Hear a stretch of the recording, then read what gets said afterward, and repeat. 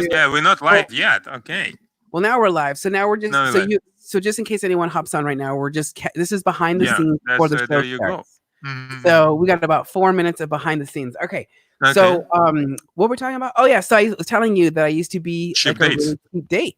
Hmm. And I would drink one glass of wine and I would already be, tipsy. Now I think it takes like 3 bottles. Now No, I now are you looking for cheap dates? And like, okay, I build up my resistance. I'm ready to go. yeah. Yeah, like that's like what I discovered. Like, Mm, oh my goodness. Yeah, yeah, like I said, I think it's just age, honestly. mm. Like as I've gotten older. Experience, right? All this you've been getting ready. You've been training yourself, building up your resistance. But Yes. I'll tell you what. Uh, Whatever you think you are, just don't go on dates with Russians and expect to outdrink them. Я знаю это, я знаю. Mm, yeah. No, Do and I'm Russian myself, and I thought I have good resistance. But then I didn't have a date. I had a party with a good friend of mine, and he's like Russian warrior. He's huge. I've been running gym with him, uh-huh. and we were drinking, and it's a customer. If there is a bottle, you pretty much done until the bottle is finished. And Okay. he keeps Oh. pouring it to me, and I keep drinking it. And at some point, I don't remember how I got to the bathroom, but I do remember they found me hugging the toilet, right? And that was a very valuable lesson. Was that the first time that you got like really, really drunk? Pretty much. Okay. My Okay. first. No, actually, that was my second time I got really drunk. The Okay. first time I got really drunk was we had a party. It was high school. We had a party, and we had limited funds. So we're like, okay, we got to figure out how to get drunk with limited resources. We Yes. heard that mixing beer and vodka is good. So Yes. that was our cocktail, especially mixing beer and vodka. And it worked. Wow. Okay. Hmm. So hang on to that story. We'll come Yeah. back to that. So Yeah. anybody, Yeah. so anybody that was just watching, we were Mhm. talking just behind the scenes, but we're gonna get the show started. I'll bring you back, Ilya, in just a second.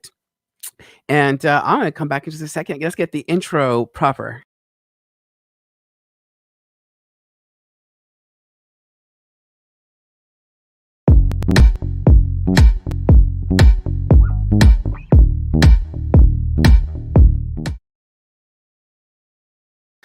Hello out there to my Facebook friends, clients, and the like. You just saw just a second ago that I was actually just behind the scenes. I was chit-chatting with Ilya Goldman, who I actually met on a cruise in January. Thank you, Uncle Sam, for allowing me to deduct my travel costs to go out there and to network with key people, including with Ilya Goldman, who specializes in advertising. So today I'm gonna try to sneak in some sex talk. He's going to try to sneak in some advertising, and the two are going to marry beautifully together. So without further ado, I'm going to bring in Ilya into the room. Ilya, just introduce yourself. Who are you? What do you do? Just, let us know who we're talking to. Sure. My name is Ilya, and I've been running my own online marketing agency from Vancouver, Canada, since 2001. I've been dealing with some really big companies like Liberal Party of Canada, UBC Press, McGill Press, and countless of self-employed individuals, small businesses, medium businesses, pretty much anyone in between. Easily, 3 to 5 probably thousands projects that I've been dealing with during all this time. Hold on, let me rephrase that. So you said you worked on like 3,000 to 4,000 projects? Easily, right? And it all Wow. sounds impressive until you realize it's been 20 years, right? That's the key. Exactly. So it's like George Constanza from Seinfeld. It's like if you summarize all my life to 1 week, it looks decent. We know you got up, we know you went to sleep, and we know you had sex. That's what you did. Yeah. Okay. Well, I mean, within those 20 years, I can assure you that happens sometimes too. That's fantastic. Okay, so Ilya, now I'm going to ask you some questions as if it's me for tonight. Like if you don't mind. So I'm a little bit curious. So check this one out, right? So a lot of my viewers that I'm aware of, we have a combination of viewers. We've got people who are they're business owners of different backgrounds, and I have a Yes. lot of accounting friends and a lot of Hmm. accountants that watch the series too. Yes. So Yes. my thing is this: if I'm an Hmm. accountant, Hmm. what have you so have you worked with accountants before with their advertising? Actually, my first few clients, first clients were accounting companies. I've just started my business. I was like, okay, well, I gotta advertise myself. So that was long time ago. I've sent out some faxes, Uh-huh. and yeah, my first few clients were actually accountants from those faxes. Oh my I, goodness. I don't, Okay. I don't think it would work this way these days. So I don't recommend sending out faxes. But yeah, worked 20 years ago. Okay, so I was like, okay, is he just Mhm. mispronouncing the word taxes? But you're No saying faxes. It was faxes. Mhm. that's You so remember awesome. faxes? For all those people out there who I guess were born last century. Yeah, it's a thing that's how people used to send the emails. It's funny you say that. Okay, so check it out, right? So I'm Mm-hmm. gonna be 40 this year. Mm-hmm. So I was born in the 80s, and most of my memories of technology would be Mm-hmm. closer to the end of the 90s into the 2000s. Mm-hmm. So for marketing, okay. Now hold on just a second now, because Yeah, I yeah. know you work with the accountants. Mm-hmm. We're talking about. I would like for you to share some tips and just the tips for Yes, accountants yes. to advertise, but just in a moment though. So Mm-hmm. would you mind walking us through how you've seen advertising evolve since you've been in the industry for so long? Well, absolutely. The early days, there was no social media. Okay, there were email lists and there were search engines. Now, emails and search engines still exist, but there is this huge platform of social media that often misused and often used correctly. So I think a lot of principles that worked in the past still apply very well, but there are just a lot more out there. It's almost like checkers involved into chess. Mhm. Okay, all right. Now in this new world that we play Mhm. in, Mhm. what is in fact the most, in your opinion, your humble Yes, opinion, yes. Mhm. what is the most beneficial way to advertise to let people know that we exist? So the best way for a lot of companies, especially if they've been around for a while, the best way for them to advertise is to continue to appeal to people they already been working with. Okay. And you take, for example, accounting firm that Yeah. has been in business for quite a few years and has a client base. So now you can continue to communicate with the client and sending them a newsletter or something along these lines, which is perfectly reasonable way of doing that. But it is quite a bit time consuming. And Mm. people these days do get tired of newsletters. However, if you have a mailing list, you can target these people on social media as well, something like Facebook. So you could create essentially a campaign targeted only at people on your mailing list. So this way, only these people on Facebook will see your ads, your message, your posts, something along these lines. And it's very inexpensive and very effective way to remind your audience about yourself, about your services, about your discounts, without putting a lot of time and a lot of money into it. So that's probably one way. And obviously, search engine marketing. I think any company, especially if they've been around for a long time, if they put any effort into the search engine marketing, do find themselves on top of search results. And that's something that continuously produces results for them basically for many, many years to come.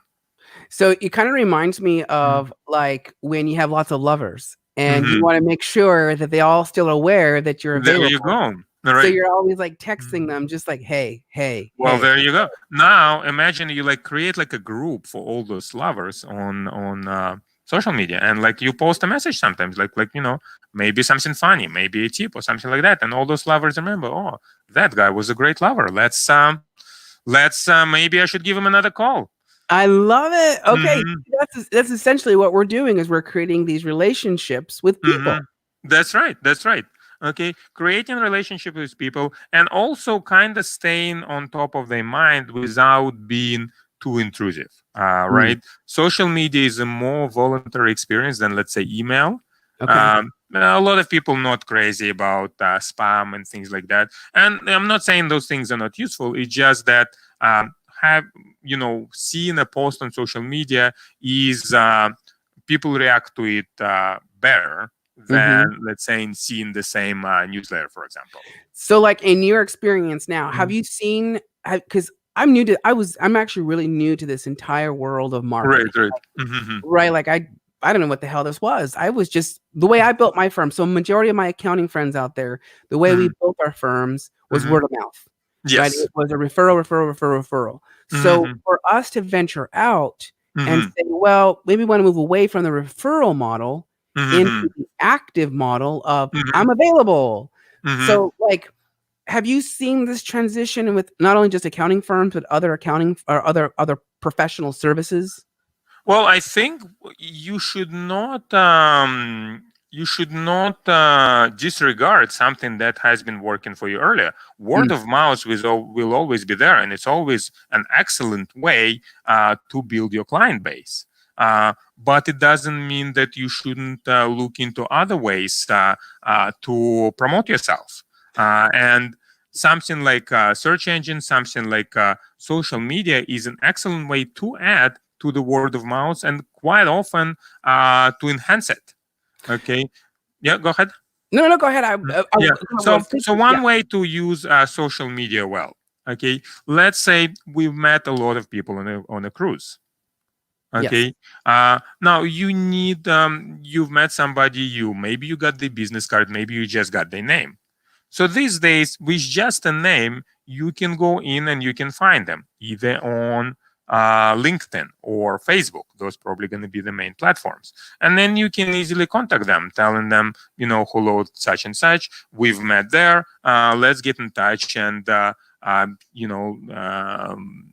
see, connect. learn more. Yeah, exactly. Learn more about each other, see how we can help each other.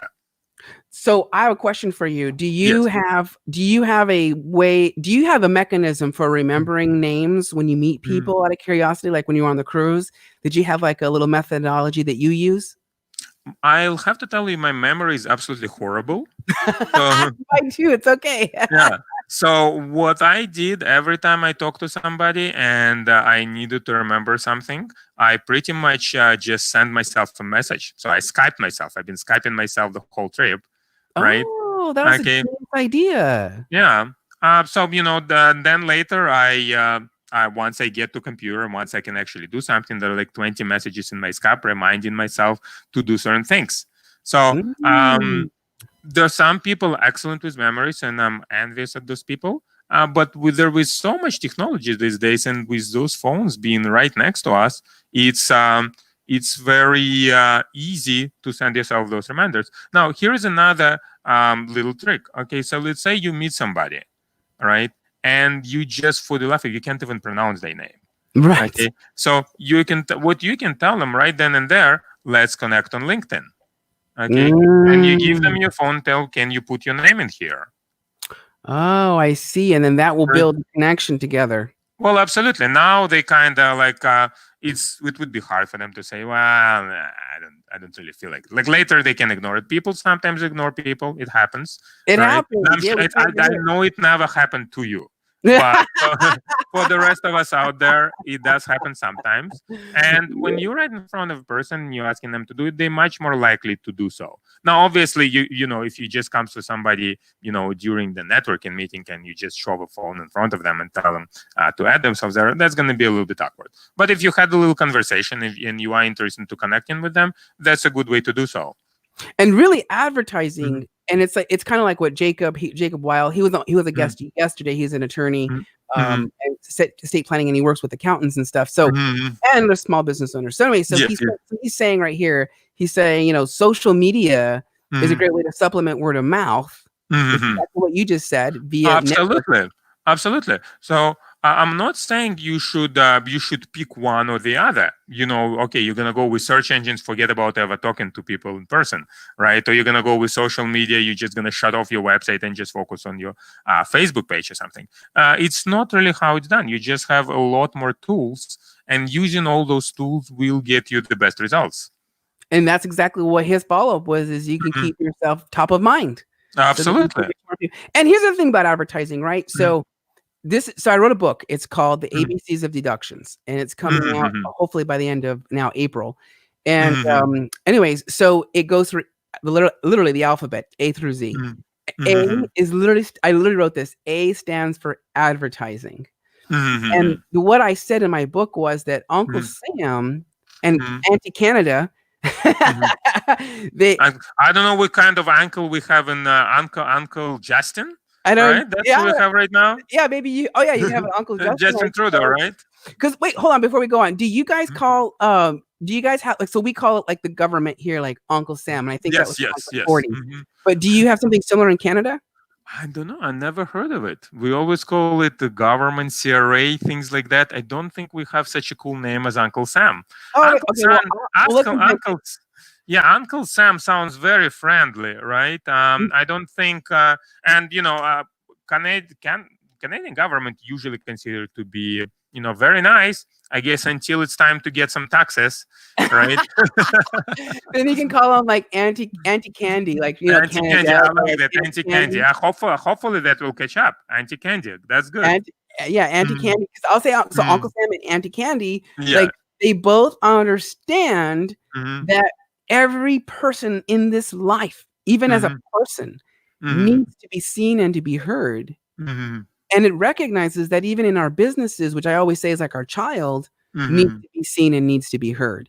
And so it mhm, encourages us to spend money mhm, on advertisings like gurus like you who mhm, know how to take people and put them online so people will become aware. And then the mhm, follow-up is this.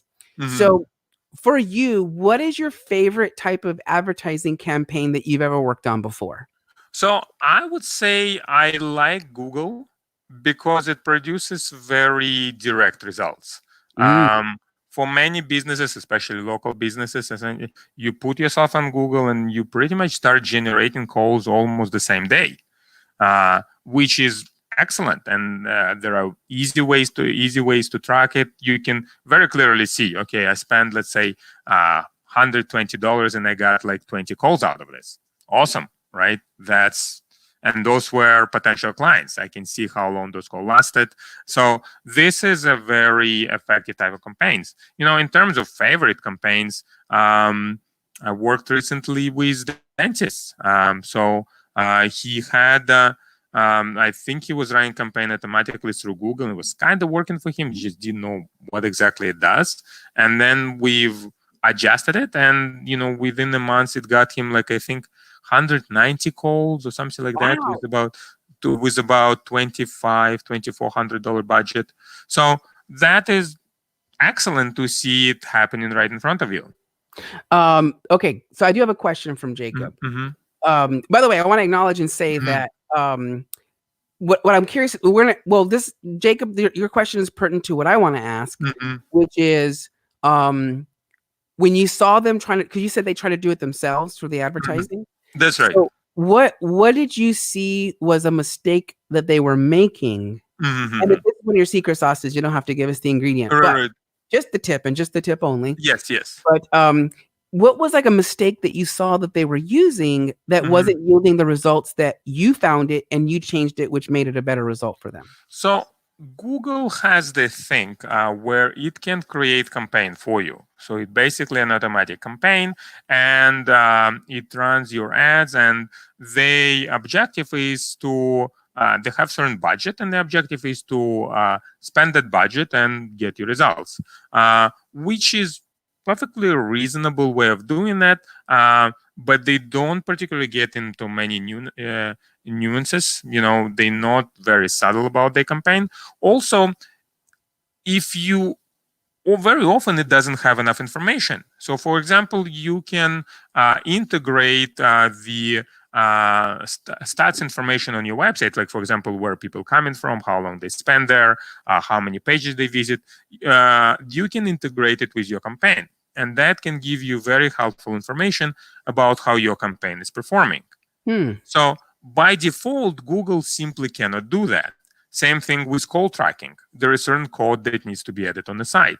So by default, Google simply cannot do that. You given it some keywords ideas. It looks at your website and it does a campaign that it feels would work well for you. It Mm, doesn't really know about your work hours, so it doesn't account it to your campaign. It doesn't know about your unique services. It's just okay, dentist. That's it, right? So this kind of campaigns, it's better than nothing. That at least you out there, right. but a lot of nuances missed when you do something like that. It's like you come to a restaurant and they give you food, right? Right.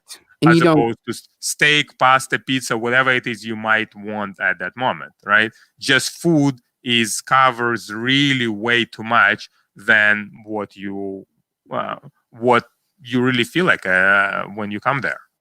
That's it. That's actually interesting. So, Mhm. so really what you're saying is that like, so in their case, they were just using almost like what everybody else does, which is what happens in me too as an accountant. Mhm. Everyone can just go to an easy software, third party that's out Mhm. there online, but they really have no idea what the hell they're doing until they come to us, and then we're like, you do know that you missed out on XYZ in dollars. Mhm. You overpaid this much in money. And Mhm. we're like, how's that possible? So you basically do the same thing that we do, which is to take them, redirect them, give them a plan, and Mhm. have amazing results. Well, absolutely, right? Uh, it's almost like one solution fits all, and it kind of fits, right? It's just not the best solution, and it doesn't fit very well, right?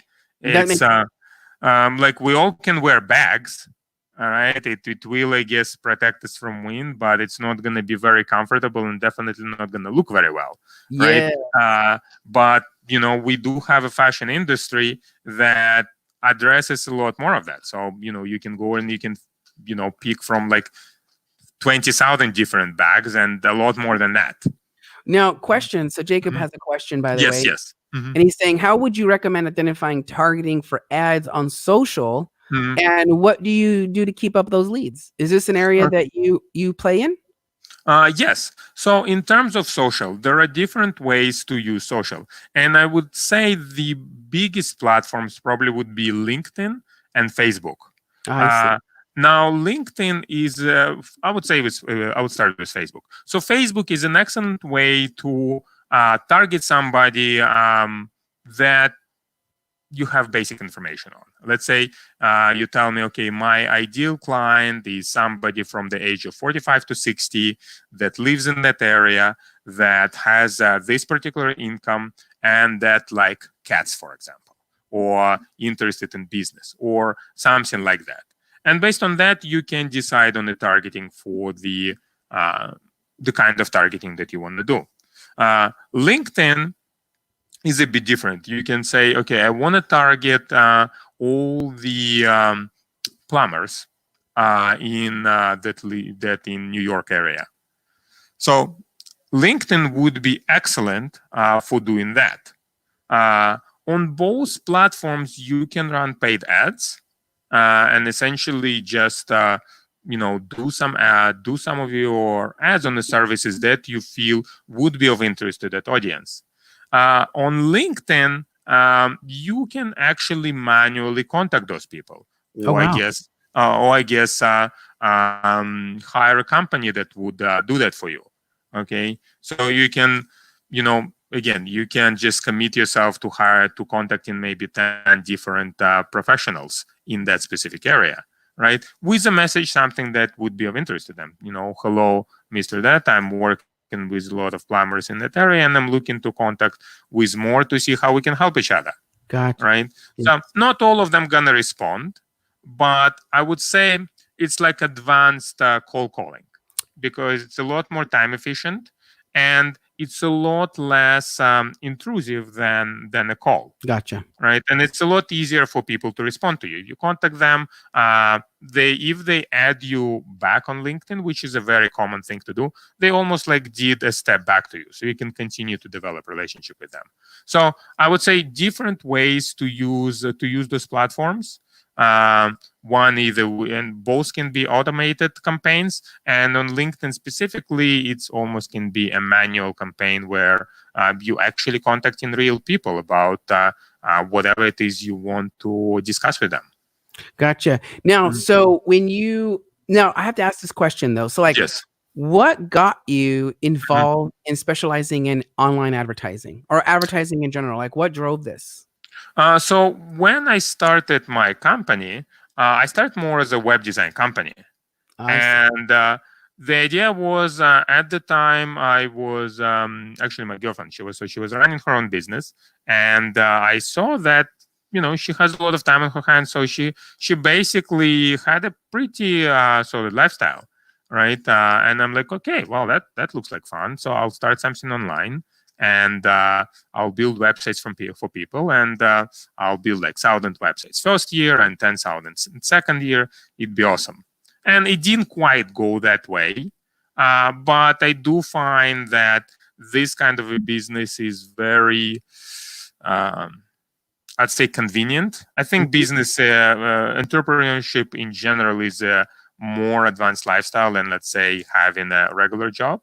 And Yes. this business even more so because I can be anywhere, my clients can be anywhere, my employees can be anywhere. So it's very comfortable. How to say? It has it has a lot of uh, I would say it has all the positives of the business and it doesn't have a lot of negatives, right? At I least, like that. if I were to run a restaurant, I would have to be there all the time and I would have like rotten meat in my freezer or something like that. So I That's don't have true. to deal. Yeah, I'll have to deal with it in this business. And I do like to see those immediate results from, actually starting campaign for people and getting them results very, very quickly. So with my web design company, when I started, I quickly found out that people actually looking to get more business through internet from all that web design we've been doing for them, and I started to focus a lot more on that than just on web design. It's funny you say that because I Mhm. remember when the internet was a Mhm. new thing, right? Like in the Yes, yes. late 90s.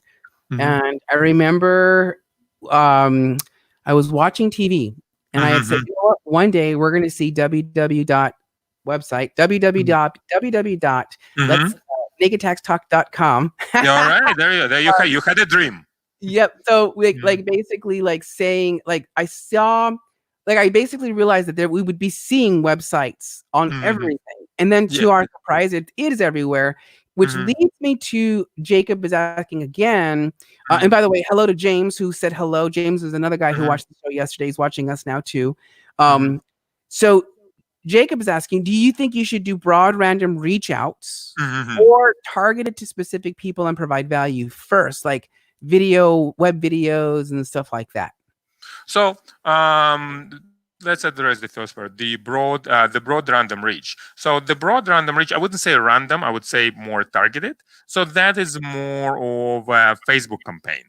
where you either create a paid campaign and you might put something of interest to people, okay, or you go to a specific Facebook group that related to a specific subject where that you feel you want to promote to, and you put something interesting there. um, so that's where I say you can't really invite those people to connect with you one on one. So you do need to put something of interest to them, and possibly either build a funnel or some sort of a way for them to convert with you.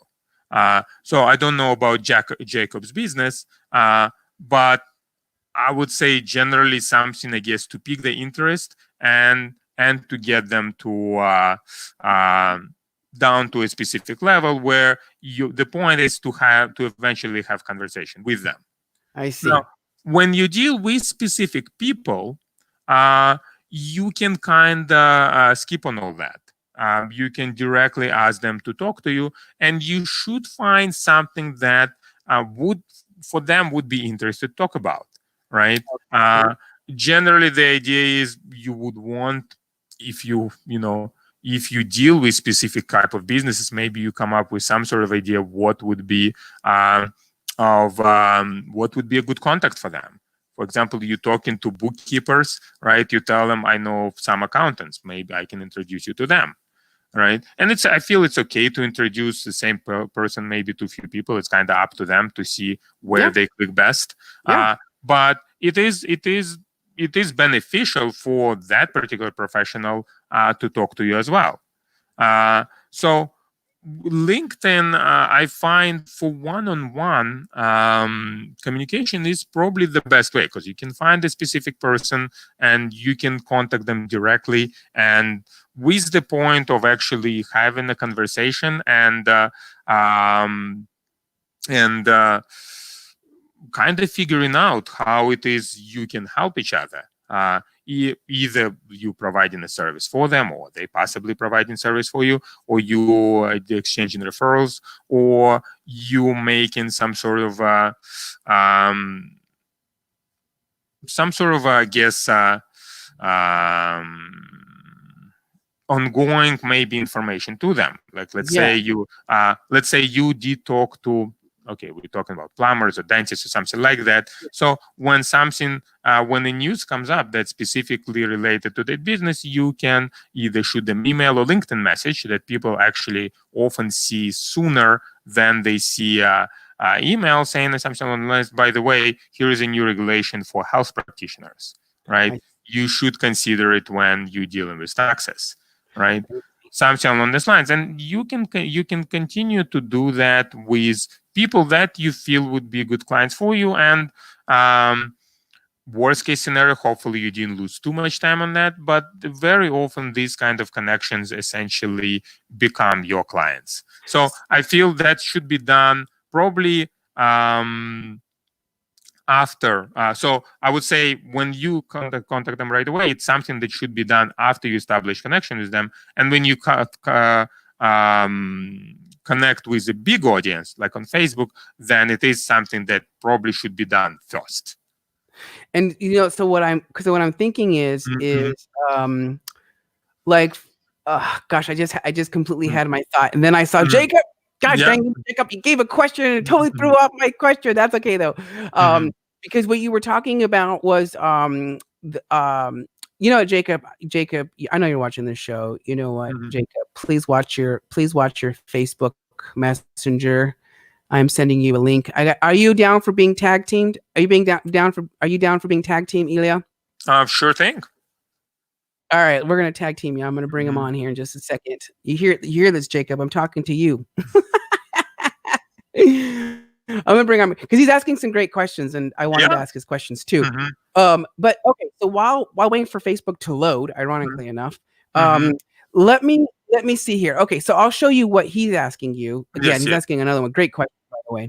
So, what do you believe the average response rate to a cold linked in reaching out versus someone you don't know prior to reaching out? Okay, this is actually in alignment. Okay, this is in alignment with my question too, which was because you are working in the advertising side of it. Yes. When is a good time to actually come work with someone like you? Like, is there a minimum I should be at? Is there a certain list? If I don't have a list, like, what is the sweet spot for me to come and work with you? Not me, but people to come work with you. Right. So I think generally when you have any sort of idea and you want to start marketing, it is a good idea to talk to marketing professionals on how it is to market your idea. It can happen before you even started the business, before you have a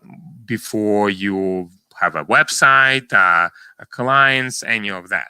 So it's already a good idea to see, okay, how you can actually handle that particular step. Also, I think that you actually start using the services, it's best if you have all those things and possibly tried other types of marketing. Or you do this kind of marketing right now, and it'd be a good idea to have a professional basically look over what you've done already and see if there is a way to make it more effective. So I would say pretty much anytime you're worried about marketing, that can happen, either when you're running business or even before you started it. That's a good time to talk to me, or I guess to somebody else who can help you find your clients. In terms we'll let you brag. We'll let you Yeah. brag. Look, here, Sure. listen. Sure. Here's the thing. You guys like what this dude's saying? Mhm. Go to his website at a minimum, Mhm. www.internet.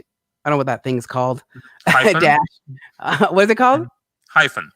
A hyphen. Thank you. Mhm. Mhm. Exposure.com. So Mhm. www.internet hyphen the hyphen symbol Mhm. exposure.com. So Ilya, let me see here. So all right, Mhm. so check this one out. Now, should I before I come Mhm. to play with you, should I Mhm. have an idea of who I want to sleep with? Yeah, that is always a good idea, right? Let's say you tell, I like them tall, I like them hanky, I want them to be into sports. I'm like, well, there are a few gyms that I know where you can go, right? So Mm, it is always helpful to have some sort of a type, to have an idea who it is you want to approach. And it can be simple. Okay, I provide this service, and I want people who look for this kind of service, or I'm looking for tall, blonde, blue eye, something like that, right?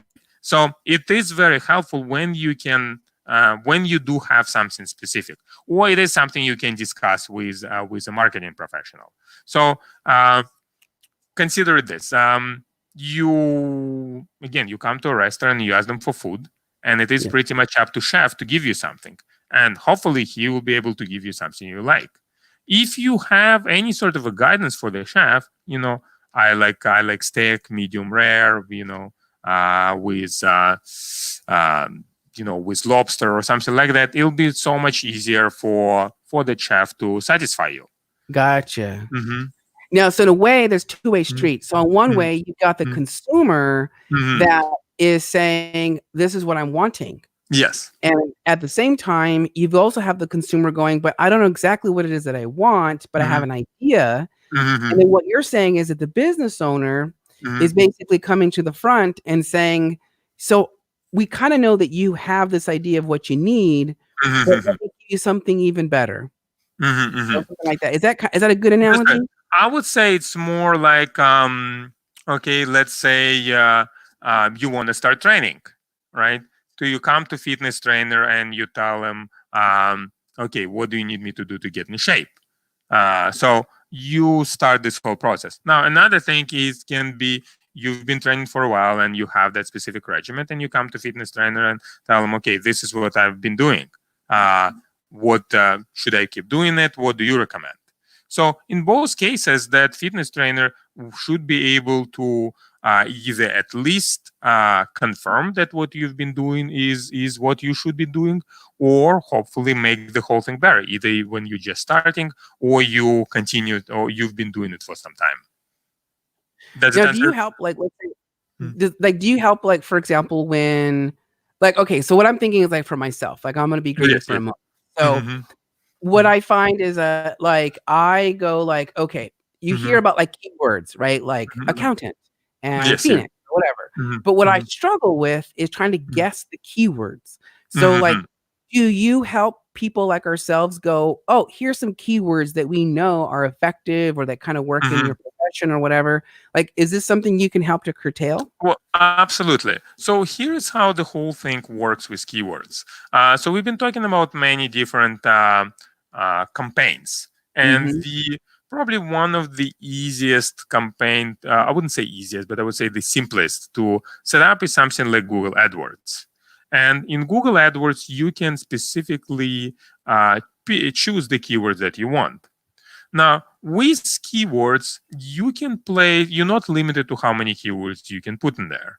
Hmm. The only thing you're limited by is how much money you want to put into advertising all of those keywords. I see. Okay, Okay. so as long as you can have, as long as you um, have the keywords that are relevant to your business, it makes sense to run that campaign. And as you run it, you see specifically how those keywords perform. Let's say you have accountant keyword, right? How is that going for you? Or tax preparations, or tax return, or maybe specific type of tax, or tax program. So you have all of those keywords, and you see the keyword A performs a lot better than keyword B. So you can Ah, decide, okay, I'm going to put more money towards keywords B than I'm going to put toward keyword A, or I'm going to suspend keyword B altogether. So I, as that campaign is being run, and that is generally what we do for our clients, we get a lot of information from them, and some of them we adjust based on our own experience with businesses. And or as we run the campaign, we can pick on which parts of the campaign working best, and if it makes sense to focus more on those kind of parts of the campaign. So so like, you don't need to guess which keywords would work for you. What would make sense to try them, maybe with a small part of budget, and then remove those at negative keywords. So the campaign focuses on something that has been proven to work well. now, do you so when you're talking about, like, let's say you take tax preparation and tax planning and you run those two keywords. Yes, yes, So we're looking into see who's responding to said words, right? yes. Mm-hmm. And then you're saying, like, you want to kind of budget it out and you kind of want to see like which ones are working. So Mm-hmm. I'm a kind of guy that sometimes likes a quickie and I like to Mm-hmm. have things finished fast. Yes, yes. So, but how long does it really take for you to start seeing what is working and what's not working before you adjust it? So normally when we run a campaign, we watch it more or less daily. We see how this thing performs, so we can adjust it quickly.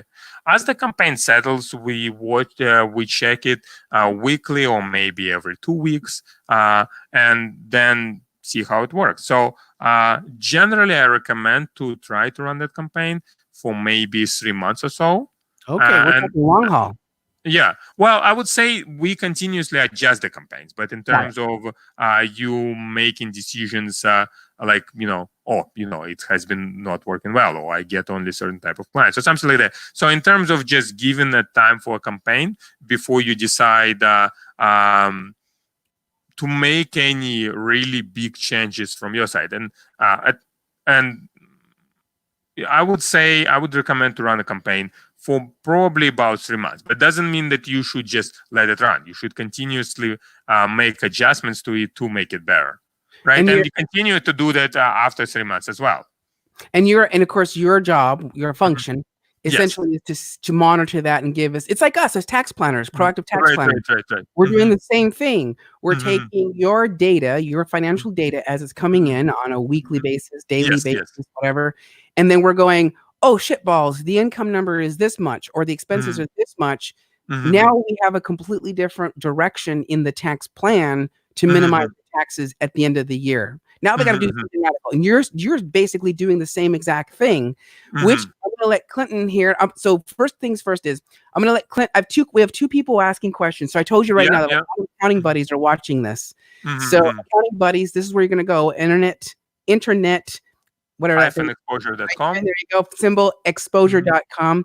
So one of my friends, Clinton, is asking, have you used AdWords to target planning prospects? So again, you're talking to accountants right now. That I think I would argue is the majority of the viewers right now happen to be accountants. So we're all dying to know, like, have you used AdWords to target planning prospects? And it seems like it's better for either selling information products or big ticket planning engagements. So I think what he's asking is which is maybe a better strategy to kind of come out of the gate swinging and going information, or straight up to the throat and take out and talk about big ticket planning. And what he's talking about is when we as tax accountants tax life, we end up creating a lot of opportunities in their lives, which usually result in high-end savings. So he's asking simple information or go for the throat?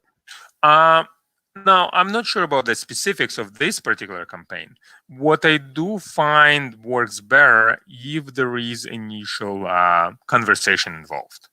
So a lot of my campaigns focus, for a free consultation, call this number or something along these lines. And the end product can be either pretty expensive or pretty inexpensive. So, but I do feel it works a lot better when there is a talk in between. And there is, I don't know about free information, but some sort of a useful information that presented in that talk. So the prospect feels comfortable moving forward with you. So I would say the focus on most of my campaigns is to actually get the prospect to call the client. You can run campaigns, possibly e-commerce campaigns, or maybe like event campaigns, where you encourage people to register and possibly buy an item or something like that. But it has to be very clear item, like a widget or Yes. something like that. That is very clear. That either very specific to what client is looking for, or yeah, I would say probably very, very, very specific to that particular thing. If there is any sort of a product that does require, client would have questions about and they would want to talk, and I guess that kind of product should be sufficiently, should compensate the advertiser for the time that being put into that. I would definitely recommend to focus on getting that client to personally get in touch with you. Yeah, I think I think that's exactly it. So it's almost like Mhm. it's almost like, again, well, okay, let's back up. It's about our Mhm. intention. You know what Mhm. I mean? If our intention is to show up on a beach naked and have everyone Mhm. look at us, Yeah. that's one. Or if Mhm. I'm going to show up on a beach ready to have sex, that's a whole other campaign. You take let's change from LinkedIn to Tinder, right? There you go. Yes, Okay. You on Tinder or Grinder or whatever is being used, I'll be using right? Grindr. Oh, Yeah, there you go, right? and the fact that you even know what Grinder is, hey.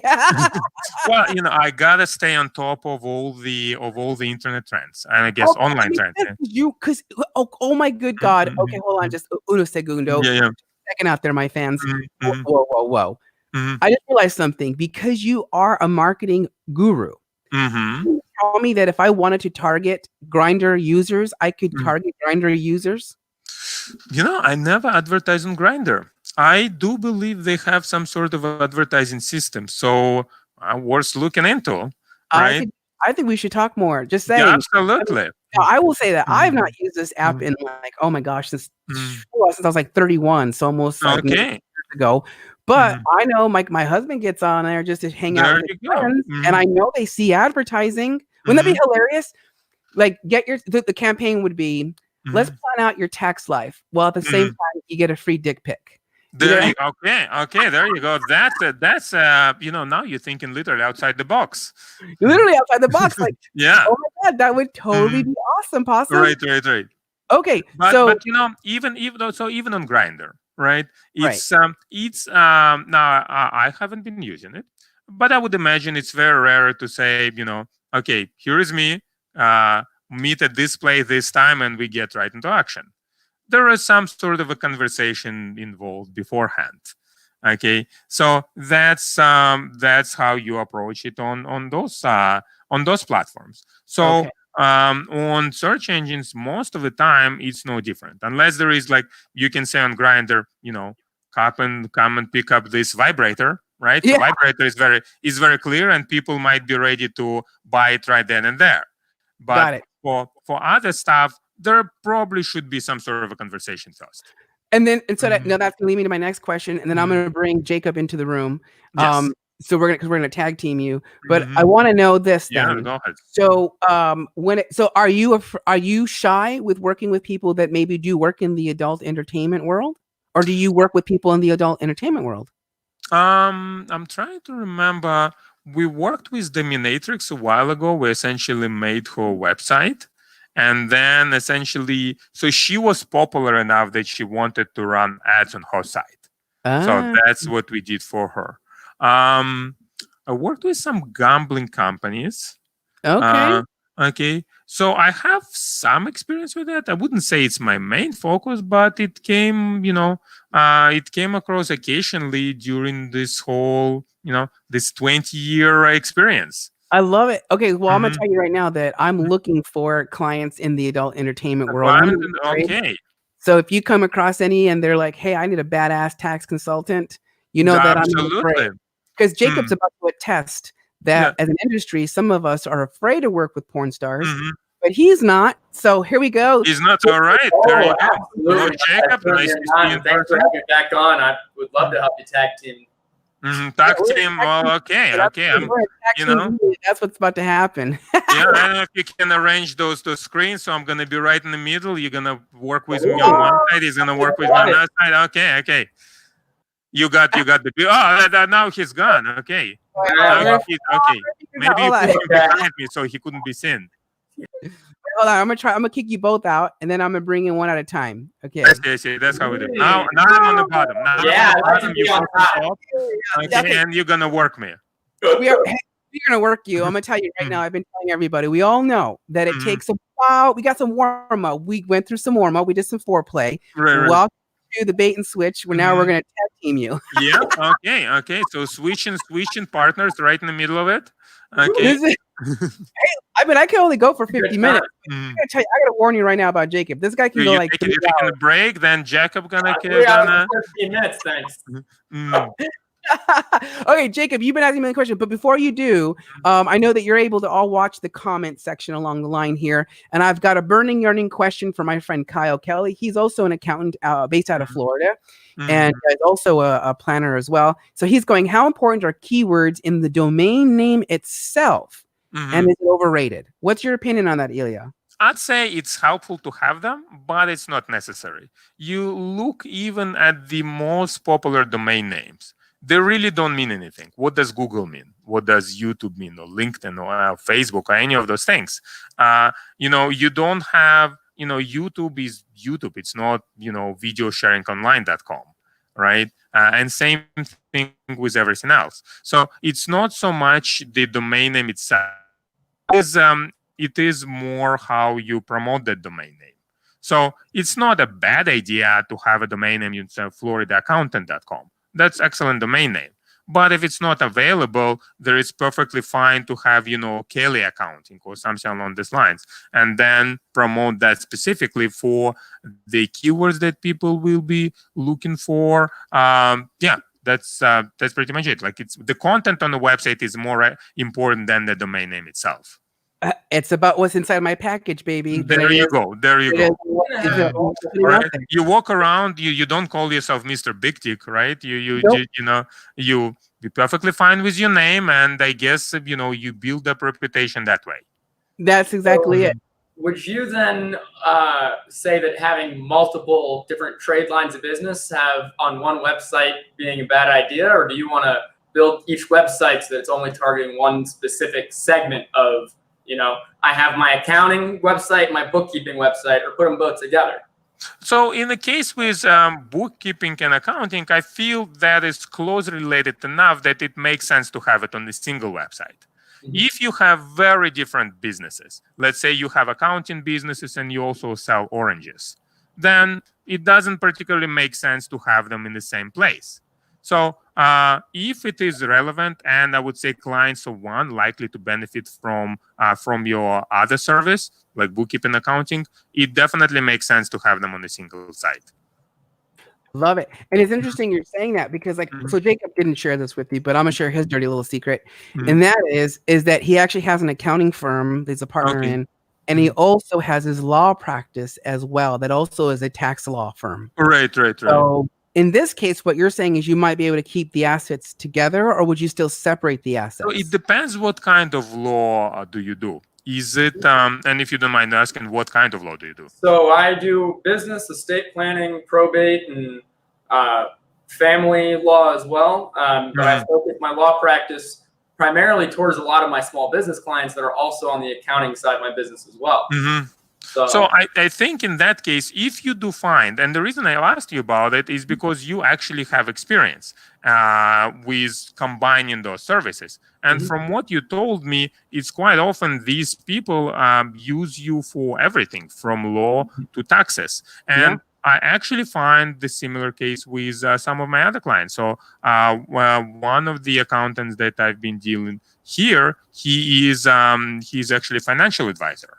Right, but he started dealing with people on the financial advice as he started with them on the accounting. And another client that I found, he's a realtor in addition to being an accountant, right? So as he deals with people on the accounting, and he kind of can see all their financial information, it allows him a better insight to see if they are actually in position. It's funny you say that. Mhm. It's so funny you say that because I Mhm. would argue and say that there are many of us accountants, including the ones Mhm. that are watching, that Mhm. all have like a second dream. That's Like, right. Okay. you know what I mean? And like Mhm. me, like today I was talking to a friend of mine, Mhm. and we were talking about like, okay, you got JB Financial who Mhm. sponsors Naked Tax Talk. This is what makes Mhm. it so possible. Mhm. And Naked JB Financial is my tax planning firm where we do Mhm. all the compliance work, right? That's right. That's Then right. you've got the marketing of Naked Tax Talk that's also evolving into, are you ready for it? My Yeah. basic accounting 101 for entrepreneurs. Where right Mhm. now, Jacob, just so you know too, we're putting together a package to help small business owners that Mhm. are lacking the foundation of basic understanding of their businesses, Mhm. starting with how to use freaking QuickBooks. That is That the is purpose. a Yeah. question so many people don't understand. So Mhm. Yeah. I love that. And when you were targeting those people, how would you target people? Let's say I have them visiting one website and I want to get them over to the other. Would you Mhm. recommend cross-targeting lists or anything like that? Make a mix and match kind of thing? I would say it's more now you deal oh you gone He went somewhere. Oh, Just here, pretend like don't you're that's over worry. right. Mhm. there. Pretend like you're talking to me. Mhm. Fixing So the let's computer. say now let's say you have a website. I would say so it seems you've decided to have it as separate websites, which is perfectly reasonable way of doing that. You Okay. don't necessarily gonna I don't know if you'd really want them to move from one website to another, right? Because if they came there for tax advice, and specifically what brought them their tax advice, it's not very likely that they are interested in, let's say, divorce services or something along Mm. those lines. So Mhm. you can have, like when you list your services, you can also have a section where you talk about your lawyer services, right? Or you have a menu on your website, and that particular menu can take them to a different website, or a section website. So that's more of a design issue on how you do that. I think what makes a unique, and I guess that kind of applies to, well, in your case as an accountant, yeah, Jonathan is unique because he's also a business coach, Yes. and Jacob, you're unique because you're also a lawyer. And if anything, that makes you a lot more valuable as accountant because you see a much bigger picture than Yeah. just, okay, here is how we file a tax return. Yes. Mhm. Yes. Thank you for that. Mhm. So I this has been my thing I've been talking about. Anybody who watches this show knows that one of my core messages Mhm. is about our value. Yeah. And as a Mhm. community of accountants that are watching this show and even my entrepreneurs that watch this show, as a community, accountants Mhm. have somehow been devalued over Mhm. time. Mhm. And some of it is because of the commodity exchange, right? Like Mhm. you could go to online apps and fill out your tax return, Right, right? right, right. You can come to me and we could fill out your tax return. Mhm. Mhm. But many people assume that if I go see a professional, I'm entitled to the tax advice that Mhm. comes with having to prepare the return. Mhm. And what I've come to learn, thanks to my Mhm. one coach, Dominique, Mhm. that planning, aka when they say, I want to know how to pay less taxes next year, Mhm. or can Mhm. I write off my kids? Mhm. It's a planning question that they're asking. And Mhm. it's not a tax preparation question. And Mhm. so the value is very, very different because in a tax prep situation, we're just doing as if you went online and used a third-party administrator to do it, versus Mhm. coming to us to strategically, proactively plan so that you get the best write-offs, the best deductions, and ultimately mitigate your taxes legally. You're going to pay top dollar for the value. And Mhm. that's exactly what you're also doing too in this field, are you not, Ilya, when it comes to advertising? Well, absolutely, and I was mentioning earlier that Google has this thing where it is possible to set up a campaign for yourself, and very often just by making the whole thing as simple as possible for people to use, it is necessary for them to omit a lot of details that Mm. uh, makes a simplified campaign that often better than nothing, but it wastes waste a lot of clients' money is being wasted. as opposed to have a campaign setup with proper tracking and proper information based on specifics of the business that a pre-made software is simply not able to use. And similar thing with tax preparation. You have TurboTax or whatever else that can be used, where you have a very one size fit all, which is simply not gonna do it for most businesses, and it doesn't include tax planning for later on that will basically keep the savings ongoing, Yes. or the potential legal ramifications, something that Jacob can deal with. Yes. So I actually set up one of those campaigns through Google that kind of sets itself up. Yes. I found that the biggest problem I have in legal space, AdWords, it's expensive. One of the most expensive spaces you can buy them in. And so the lead cost per conversion was just really expensive. Yes, so yes. How would you determine when your lead cost is too expensive versus what you're getting? Right. And therefore need to hire someone like you to bring that lead cost down. Well, so there are we deal with a lot of lawyers, and the cost per click is really, really high. We deal with a lot of injury lawyers, so it's $10, $12 a click, a couple $100 per person that actually calls. That's right. People Right, and in some areas, we had some clicks that like $40, $50. Right, it's not unusual. Now, if those people call and it is actually generating business, then it's worth it. You do a case and it bring, you spend a few $100. Let's say you spend even $1,000 of bringing that client in, but then this client comes in and it generated you $10,000, right? Then yeah, it is expensive, but it's completely worth it, right? So you need to look at how much, not just how much you're spending on it, how much it really costs, but how much do you actually get out of it, right? And how long do I give myself? Sometimes Jonathan knows I don't like things to go too short, but how long is too long to wait until if your ads are being effective, and how long is too short of a period where you really just don't know? So I've mentioned 3 months earlier.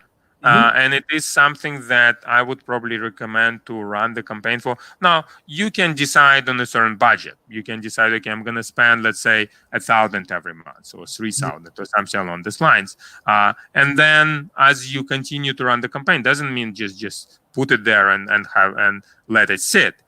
You can. It makes sense to look at it. It makes sense to see how it performs, how some keywords perform better than others. Maybe you should change the ad. Maybe you should change the landing page. Do all those things that will optimize the campaign. But in terms of how long I should be running, I would recommend maybe about 3 months or so. That's it. It's a better answer than our answer. Ask us a tax question, Ilya. Ask us a tax. Okay, I'll ask you a tax question. So, I'm in Canada. What can I do?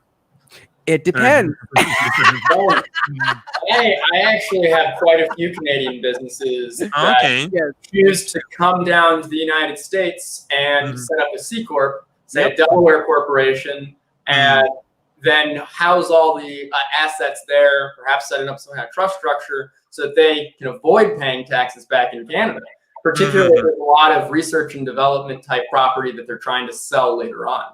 Yeah, right. And what we know about Canada and the United States is that Uncle Sam and Auntie Auntie Candy and Uncle Sam is that they have a really great relationship called the tax treaty. And most countries, any country out there, for the most part, they sign tax treaties, right? So that commerce can be easily exchanged.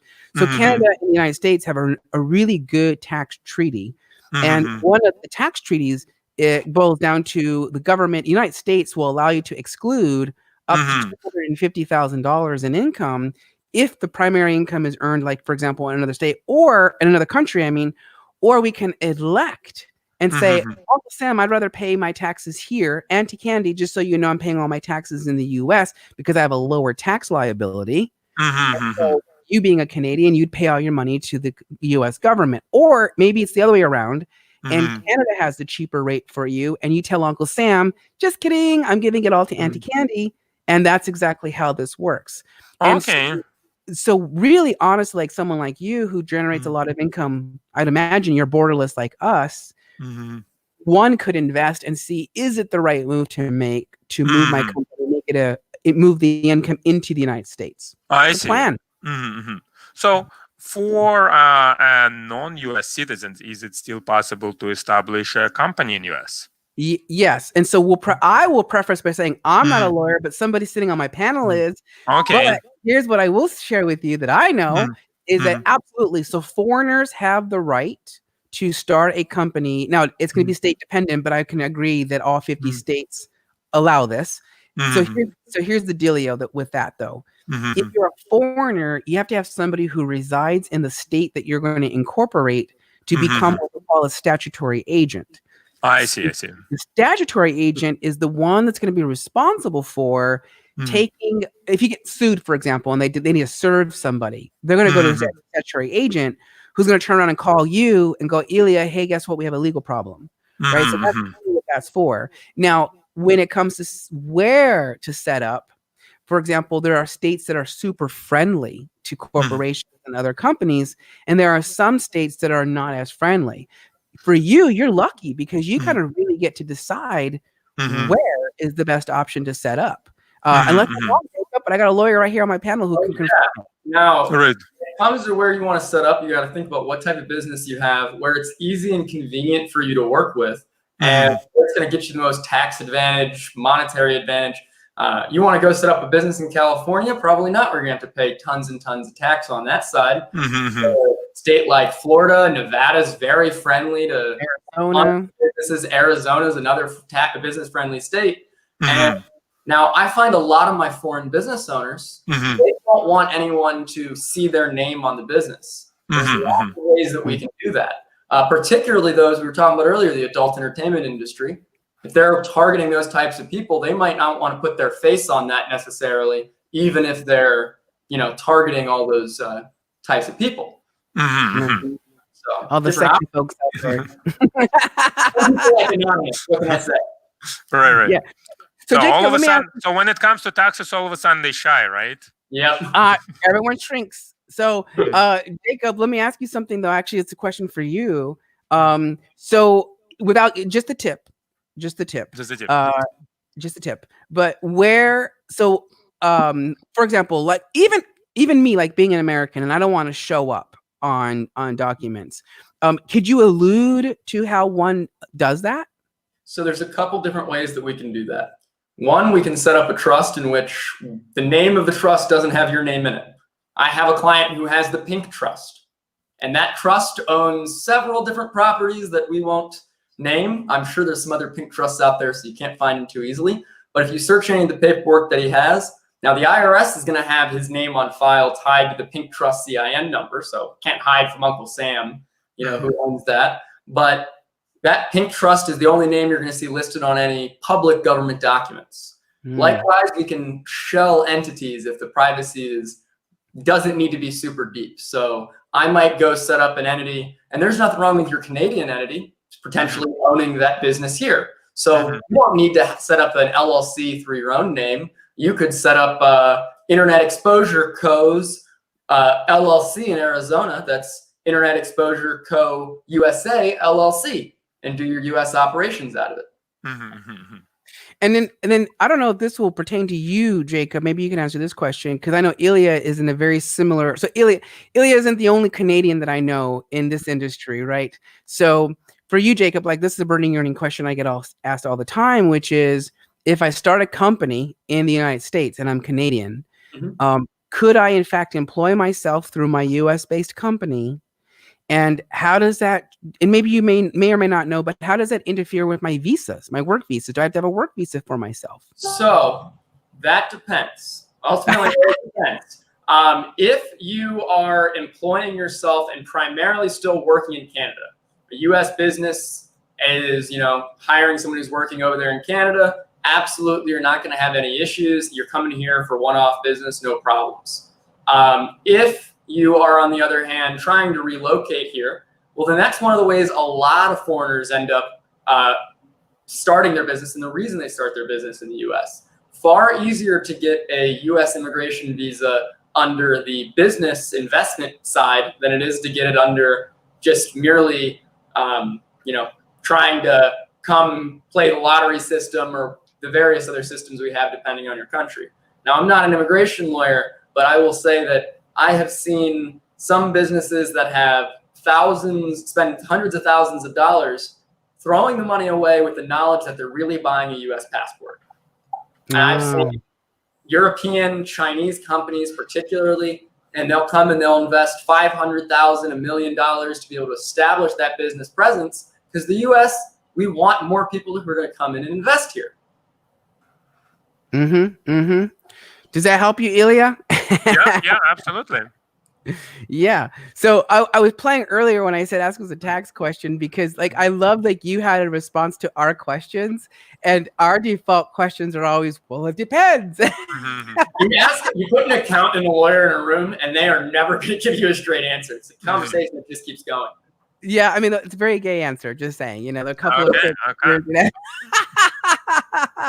So Ilya, what I love about what you do is you are at the forefront of every business owner out there, which is, if you're in business, I say this to all my clients, nobody knows that you exist unless you tell them that you exist.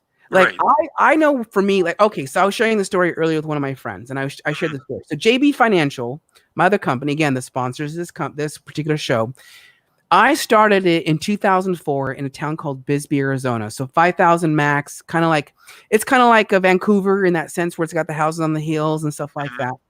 And it used to be the biggest, fun fact, it used to be the biggest city between El Paso and San Francisco. And because it was known for its gold and its copper.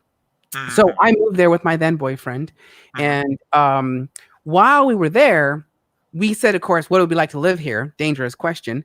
And next thing you know, we buy a house. And in Bisbee, Arizona, you either work for somebody, you work for government, or you live off of unemployment. So what I quickly realized, I didn't know what I was doing from a marketing perspective, but I was going to all these happy hours every Friday by other people in town. And I also realized there wasn't a bookkeeper, there wasn't an accountant, there was nobody there that dealt with money per se like that. And so I just thought of my name, JB Financial. Я знаю говоришь по-русски because of my verdrug, who's also Russian. His name Savot Sasha is his name, Alex. Okay. So, I have a brother named Sasha. Yes, he's nice. So he basically took my initials and he created my very first logo, blah blah blah. So I go to these networking events. And I'm hearing all these business owners talking about their money and their cash and everything, and they're not going to pay money on taxes, because And I realized very quickly that there was a need for an accountant. Right. So I walk to Main Street, because there's a Main Street in Bisbee, and I go to an old building. I think it used to be the World Wolf building, like a Sears, basically.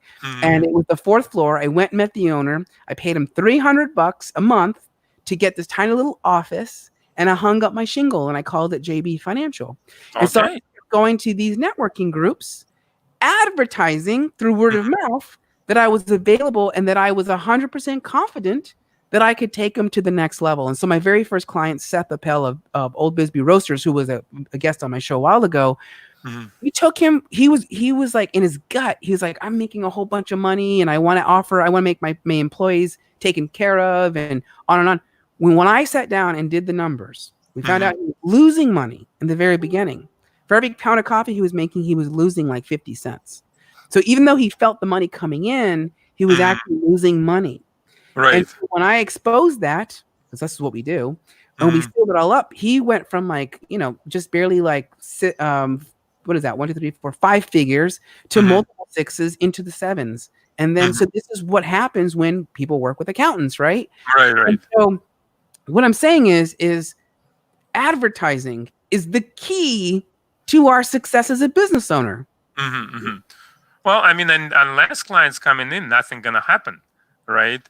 So it's all of it. It's like saying, radiator is more important than the engine or something like that. You need all of that to have a car running, or brain more important than the heart, or a spleen, or all of those things. And I think for a healthy business, it's very necessary to have very strong accountants and very strong marketing to be successful. It is, because it's the Mhm. ultimate. It's how we tell people we live and we're existing. And how do you get that word of mouth marketing to be your more targeted towards your advertising? And do you know of any ways to potentially target more people that look like the people that you're meeting with in those networking groups, perhaps that aren't necessarily showing up to those same networking groups?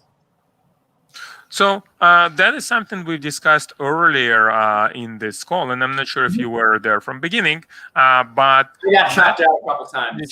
Yes. So one thing we were talking about, that let's say if you have an ideal client, and that ideal client can be presented in different ways. For example, it's older like males from age 40 to and up with a certain income living in a certain area. So you can target people like that on Facebook if you don't particularly meet them in person, right? So that's one way to target them. Your other target can be somebody professional. Let's say you want plumbers working in a certain area, maybe company of a certain size. So it's pretty a good place to find those kind of clients would be something on LinkedIn, right? And you can either run campaigns aimed specifically at those people, or on something like LinkedIn, you can actually go and contact them directly, right? With a message, hello, I work with this kind of professionals. Let's spend some time to talk. So that is one way to have, I would say, pretty quick and easy way to contact with those people, and then set up conversation with them and build it from there. So I'm sad to say I actually hired a social media marketing person just a couple weeks ago, actually, Yes. take over my Facebook campaigns. And the first thing he did was tell me about all the people that I was reaching that I didn't want to reach. Okay. All the other lawyers who were looking at my ads who I didn't want to see.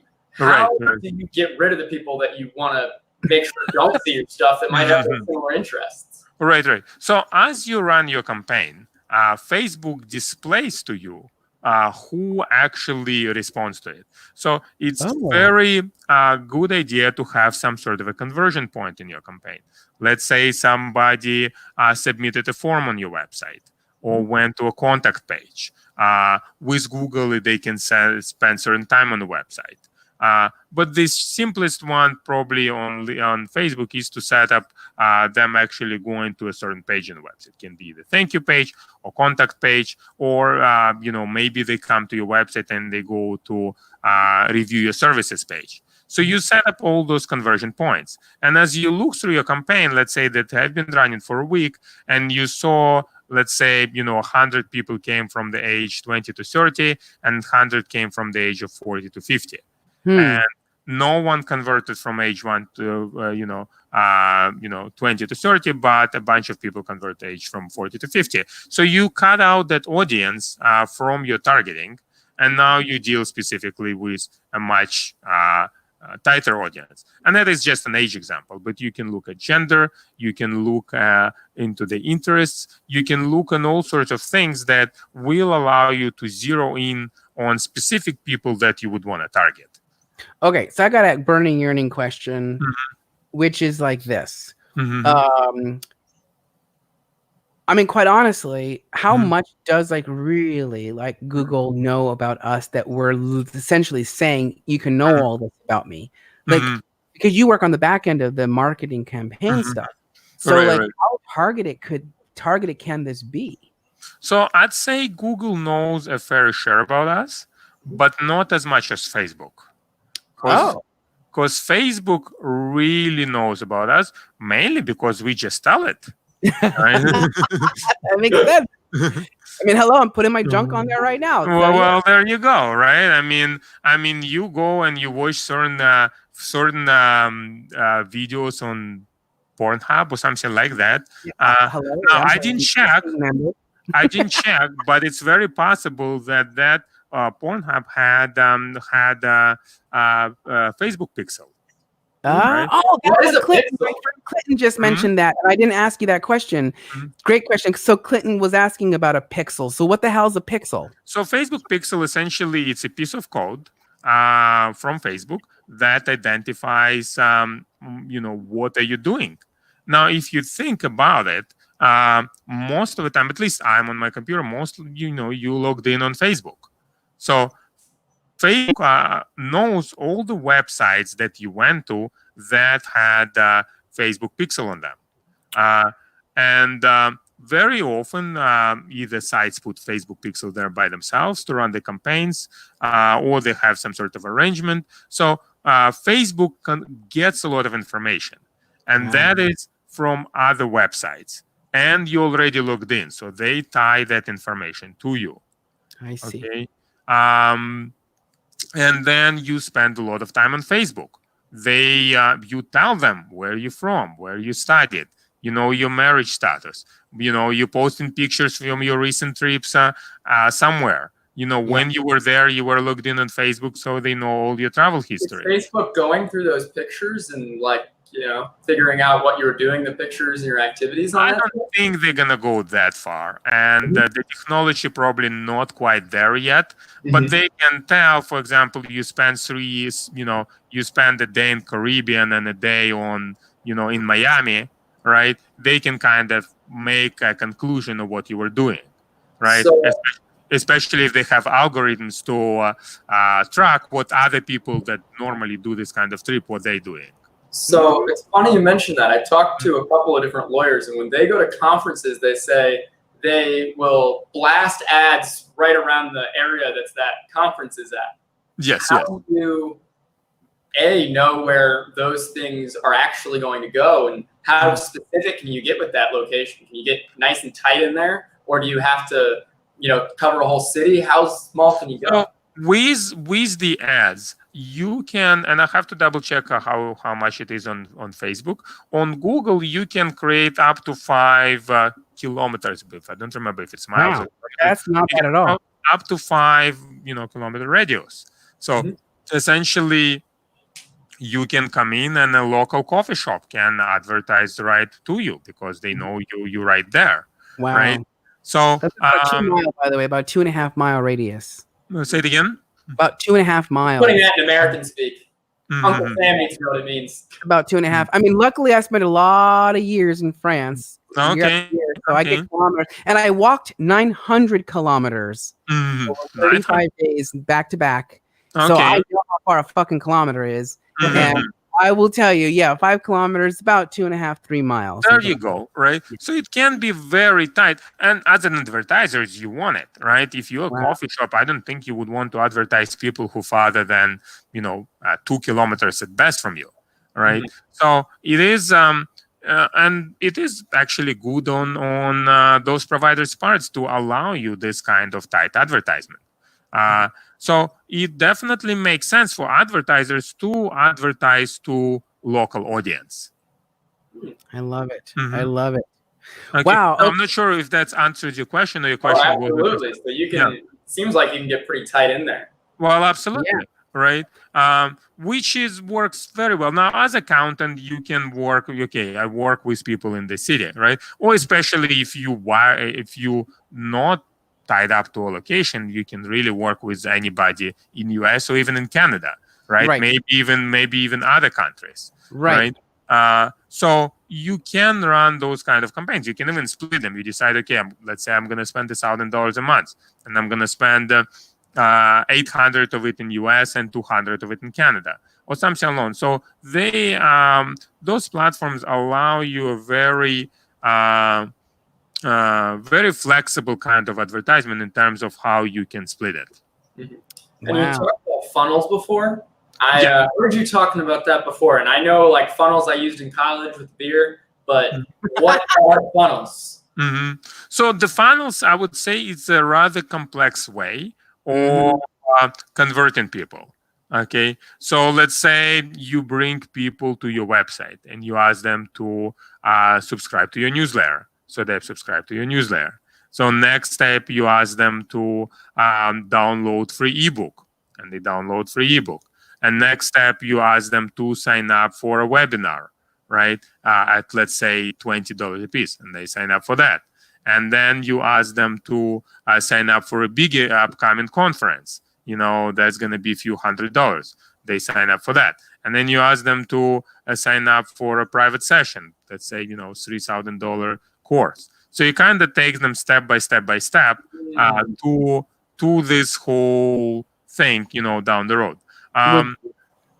And those funnels, often they can be quite effective, right? But you need to have a lot of sort of incoming to the top of the funnel in order to have something come. So it just kind of narrows down those people.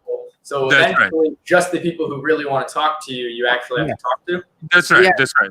I would say so every step of that funnel qualifies people for the next step. Keyword qualifying. There you go. You said a keyword qualifying. So right. The analogy, another one to use is you could cast this huge net into the ocean, right? And its thickness will determine the kind of fish you're trying to ultimately catch. Like imagine you make a party and you invite all the guys. And then from all the guys you get there, you get all the hot guys move to the next room. Ooh. And from there, you all get all the hot guys who want to be naked to move to the next room. Jacob, and then you evaluate them from there. Okay, there you go. I was saying, yesterday we were naked, Well, by the time we had ended, I was shirtless and jacketless and all that. And then you get all those naked guys and put them on the Naked Talks podcast, right? And that is the funnel. Dicey. Yeah, that's exactly it. It's funny how you say that, because I was today again, I was talking to my friend Chevelle, and so we were talking about that, and exactly that, Jacob. It's kind of like, we're gonna create. So as I said, we wrote this book, ABCs of Deductions, right? So the logical step is you're gonna offer this huge net, and you're gonna say, everybody in the world, I wrote this magical piece that everyone should know, especially if you're a business owner, right? So accountants aren't necessarily the target. Now we know it's business owners. So everyone they're gonna nip at it, which takes them to a landing page, which is where the net begins. And then inside of the landing page, I'm going to send them and say, hey, check out this new PDF that I created for the ABCs deduction. And then they're going to open it up. They're going to read it. They're going to fill it out. And then exactly that. I'm going to say, hey, so come join me on my new webinar I'm creating of the basics of income and expense 101. And so then, because I already read your book, they're going to go, the logical step is, and then from there, we're going to take them into a 3-day event, right? Where talk about the dream, talk about their pain, like really big. Because what we're trying to ultimately, and this is true of everybody that we work with, including, I don't care what your profession is, what we're all chasing, like I told my husband today, is we're all chasing just one partner that will continue to pay for our lives to give us the lifestyle that we want. Right. What we're looking, like one of my coaches, Iman, said, the more personal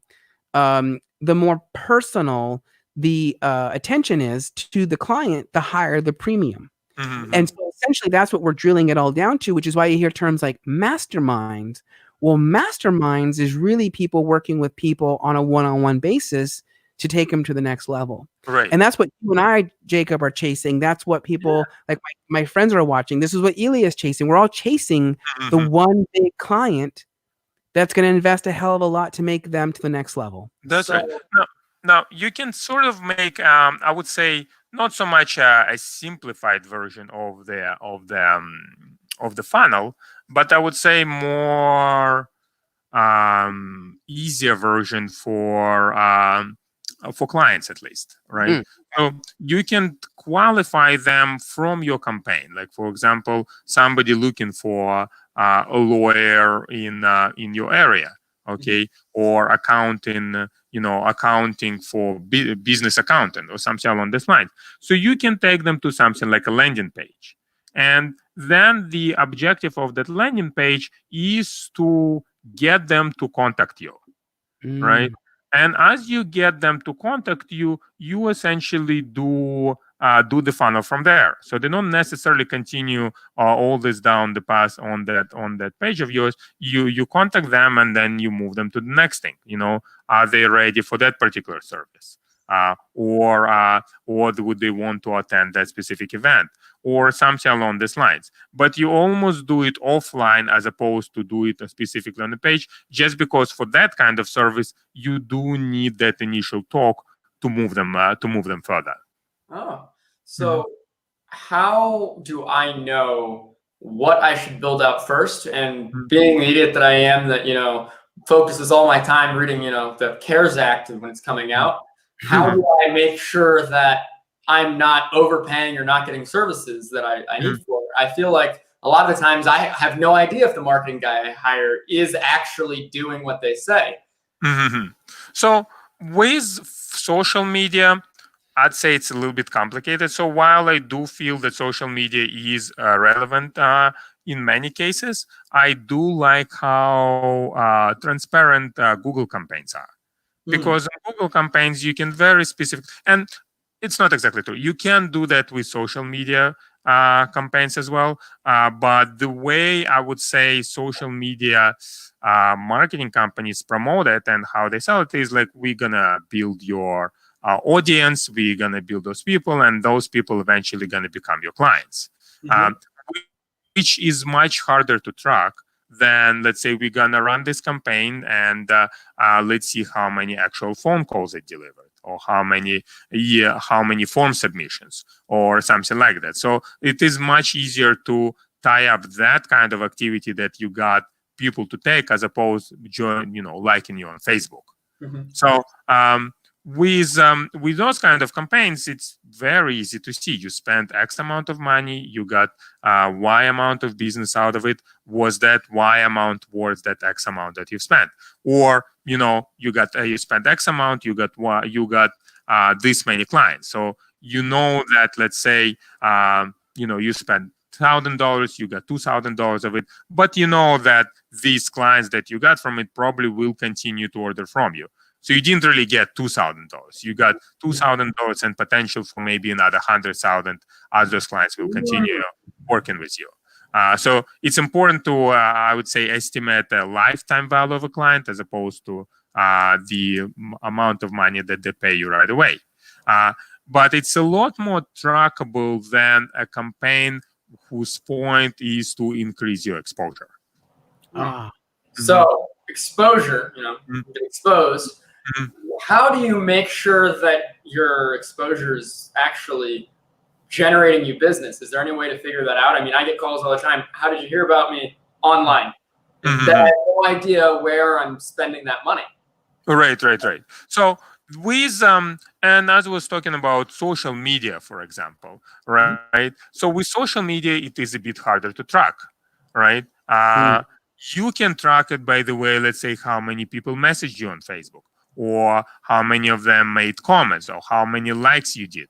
But it's not as easy to connect to the actual business. With Google campaigns, it is a lot easier. Essentially, you can see how many people made phone calls from your Google Ads campaign. Now I'm talking about sponsor placement. With organic, it is a bit different. Okay, but with Google, you run a campaign with this much of a budget. Okay, and if you set up your campaign properly, it can track, first of all, how many calls those ads have generated. And also, if you add appropriate code on your website, you can also see how many calls your website generated through those ads, and how many of them, and how many form submissions. If you have a form on your website, how many of them submitted that. So you can very easily tie up specific people that you generated from these Google ads to how much money you spend from there. So it becomes almost like a mathematical equation. I spent A, I got B. Was the B worth spending A on? Does that answer what you? Absolutely. Wow. The truth is this stuff is just so complex. Here's what I'm feeling right now. I'm feeling my client's pain. That's what I'm feeling right now. Okay. Like legit feeling, you know what I mean, in the sense that like just the sense of like our clients are I can only imagine are going, what can I write off? What can I deduct? What's the best entity I should have? Like, you know, is it safe to go with an LLC first and then become a C corporation or an S corporation? Like, dude, I am legitimately in the same pants right now as a lot of the people out there. It just totally flipped it. You totally turned me into a verse. Like, I'm thinking like, oh my good God, like, oh my good God. You're overwhelmed like me, I think. Right. I'm like, like this is, and then naturally I'm like, Ilya, so what does it take to hire you? So that's a great question. What does it take to hire you? So in terms of, I would say, typical spending for my clients, and I've mentioned I deal with a great range of businesses, from self-employed people to to huge companies. I would say a starting point for most of my clients, it would be about $500 a month. And in that case, most of it goes to Google.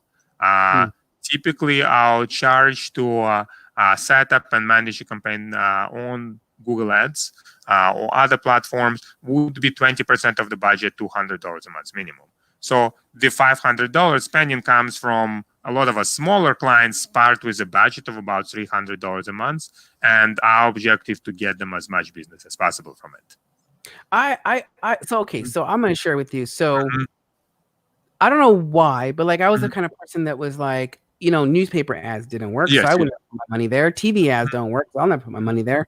So how do you take someone like moi to see that the potential to invest on an online format like Google, for example, would in fact yield the results that I'm looking for? Like, how do you overcome that objection? So you look at how ideally, if you had the similar clients, you can take a look at that and decide, okay, these are the useful, this kind of a campaign, you know, worked for our client in a similar industry, in a similar location, most likely will work for you as well. That's why there are certain professions, I mentioned dentist earlier, right, or local businesses in general, that have been proven to be working well. And recently we've been working with a few accountants for whom it also worked well. The experience helps as well. There are certain tools online as well that you can use. You know, if you look for certain keywords and Google tool, you can also see how many searches for it. And here's another probably good one. You put your own profession and you search for it. Or I would say you use keywords for which you feel the clients would be looking for you, right? And you see how much competition is there. If there is competition, then those people most likely making money from those ads. So it makes sense to try it as well. And the convenient thing that it is very flexible. You advertise in the magazine and they right away they want you to drop a bunch of money. On something like online advertisement, you can decide, what are you going to put into that? You're going to put, a few $100, you're going to put a few $1,000, and at which point you'll decide if it makes sense to put more money in it. So it is, I'd say, the Google Ads, I would say it has as much of advantage, over, if we compare to dating, it's as much as Grindr, I guess, over going to a bar, right? You sit in comfort of your own home. You spending your time on it. You selecting people you want to connect with, as opposed to going to a bar and hope for the best. It's funny you say that, because I think I said the other day to someone, I said, think about who it is you want to fuck. Okay. Think about who you want to fuck. And because at the end of the day, that's not going to be crass like that, but it's kind of like that. It's like, like, for example, as Jacob knows from yesterday, I'm into totally skinny, like white boys like he is. Like, he's my ideal. Okay, all right. Oh, yeah. I'm a huge, any day. Yeah, and you're a silver fox, by the way. You're a silver fox twink. Yeah, that's what I was saying to Jonathan. I said, yeah, I can tell. There's like a silver fox going on there. I love it. Sorry, hold on. Hold on a second. We are home, and the peanut gallery is commenting. I think we got excited about silver fox, right? Or So the skinny guys. Maybe that's what they really got them on. apparently, speaking of touching, Mhm. how many people do I have to touch before, or how many times do I have to touch someone before they want to talk to me? Marketing, I gotta reach out 7 times or 10 times. Mhm. How many times do I have to touch you? So with these particular campaigns, so with Google, essentially you are looking people who want to talk to you. Okay, the whole idea is to let people find what they're looking for. If they're looking for business advisor or business accountant or something like that, and they come to your page and you make it very comfortable for them to get in touch with you, then whole idea is the business is pretty much made right then and there. They contact you, you guide them through the whole thing, and they become your client. So you can continue follow up with them, obviously, if it is necessary. But you've already established connection with them, and the connection is that they contacted you. So it is quite different from social media again, where you kind of like basically try to get in front of the people all the time, with the videos, with posts, with things like that. So it's now eventually they might or might not contact you, but it's almost like I would say phone book versus if you're talking old term, phone book versus TV ads. Okay, TV ads, you there and you try to be in front of them there a bunch of times, and then they hopefully will contact you. But it's kind of hard to track all that process. With Yellow Pages, they open you up, they saw your ad, the ad was relevant to what they were looking for. They picked up the phone and they called.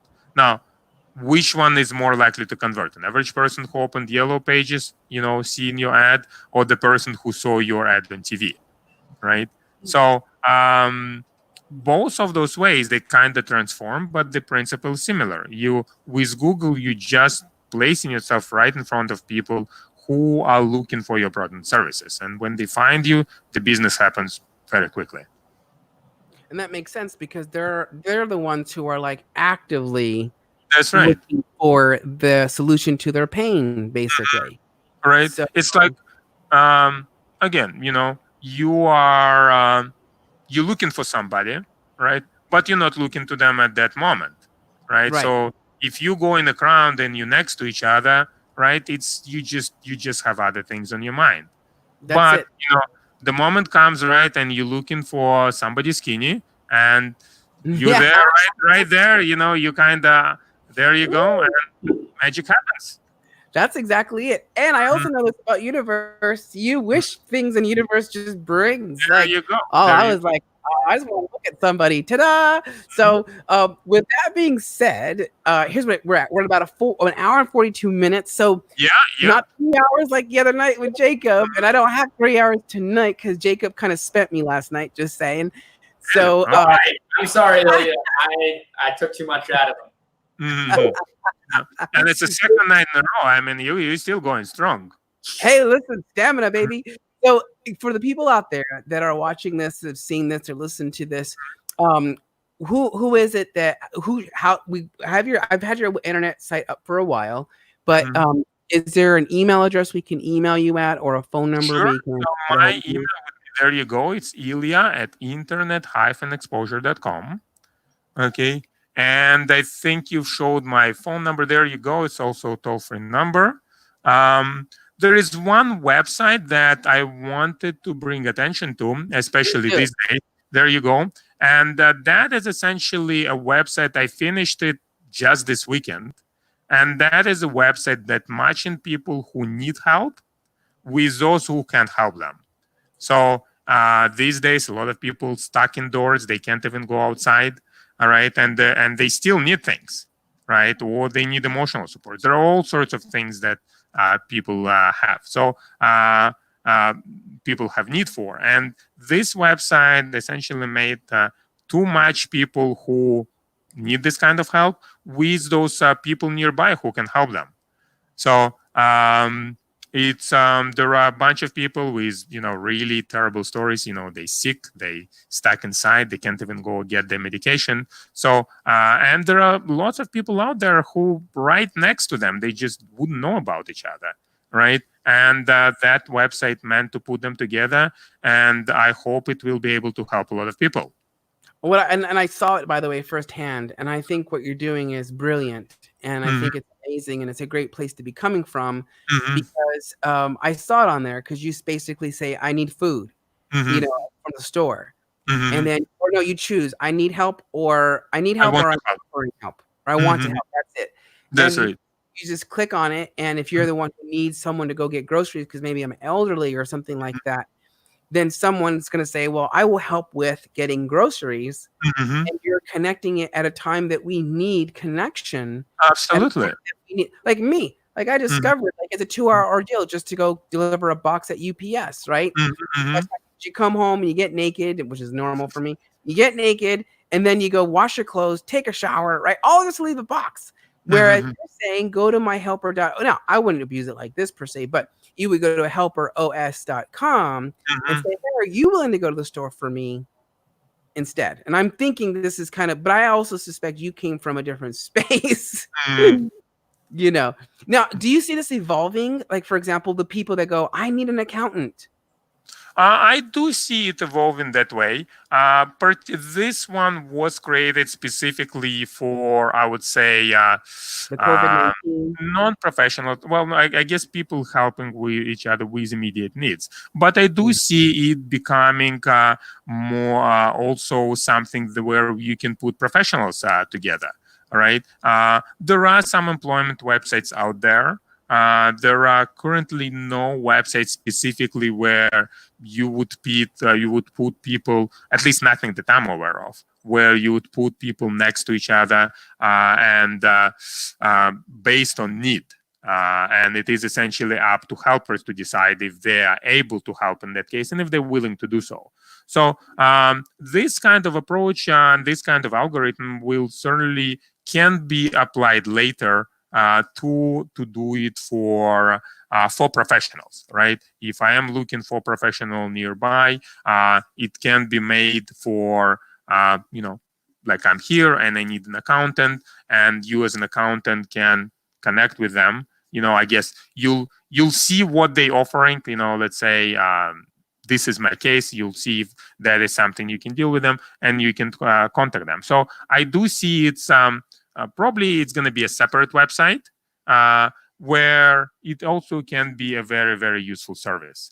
I guess the problem with that kind of website is that you need enough people requiring each service and enough professionals to help that people. Well, in this case, it's a lot of people basically need delivery. So you have even like 5 people from a certain location on that site, and they already can help each other quite a lot. I love it. I love it. So listen, so if you are in need of having someone go to the store for you, hop on www.helperos.com. Or maybe you're saying, how do I get back to my community during this crisis? That's right. Go out there and help someone get their groceries for them. Hop on www.helper.os.com and really be of service to those around you. I think this is fantastic, Ilya, that you are bringing this to the world. This is why you exist. Well, yeah.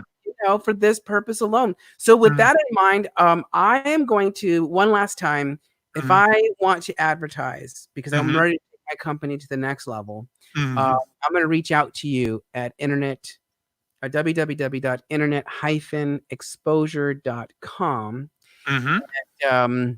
And you do a whole entire customized roadmap and help us to find the best keywords and what works and doesn't work. Pretty much squeeze as much business as possible from whatever we can work with and get you the most clients. That's the whole objective of marketing. I think a lot of time people kind of overcomplicate it. You want to brand yourself and you want to get your image out there and you want people to know it. But I think in the end of the day, it's very simple. If you can skip all that and just get money, that would be best. And we try to simplify process as much as possible. So, you have your the whole point of that campaign is essentially get you those clients and get those clients to spend money with you so you can help them and they can obviously help you.